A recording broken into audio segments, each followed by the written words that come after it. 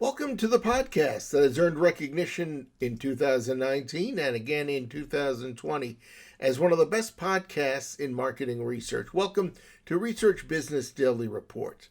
And if you'd like to lend your support to our video effort, please visit RBDR's exclusive community at the crowdfunding platform, patreon.com/RBDR. This is Bob Lederer for more than 25 years, the respected voice in market research. Our kudos today go out to Kantar and its ex-chief global research analyst Nigel Hollis for a thoughtful piece on the evolution of research during the earliest days of the pandemic.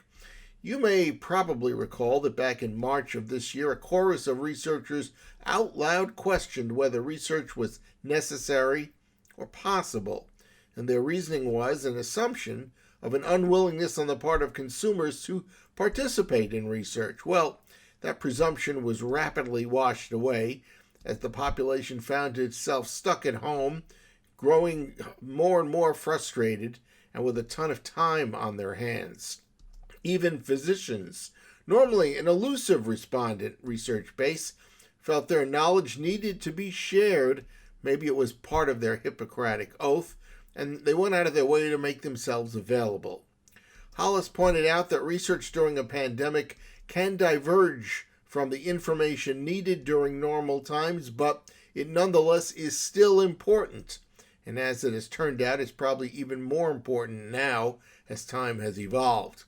On top of that, conducting the research at faster than normal speed became necessary because nobody knew how long the situation was going to last.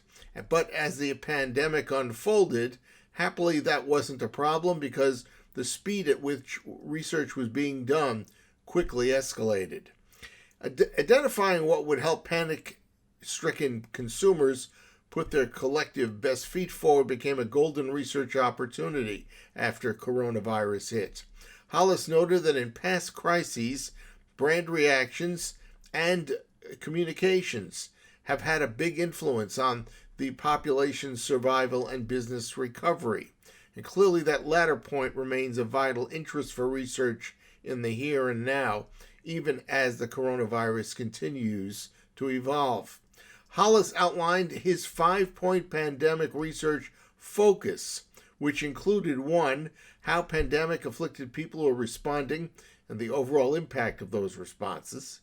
2, how the customer behavior during the virus was being shifted category by business category, and what changes businesses needed to undertake in their research in order to stay on top of things.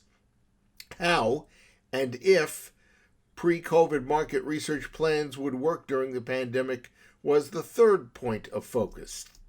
4, discovering what research executives and research employees were feeling with the onset of COVID became important because researchers were not exempt from the impact of the virus. And 5, the pandemic's effect on any brand's long-term prospects became more and more a central focus.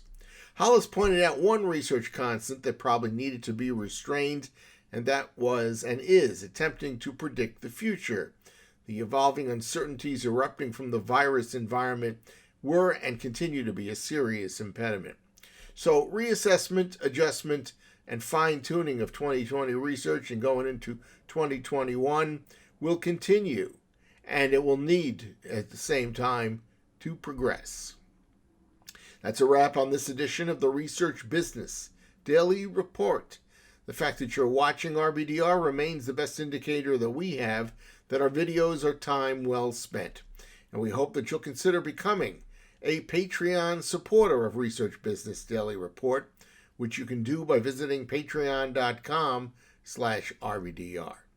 We look forward to seeing you again tomorrow, and as I always say until then, please stay safe.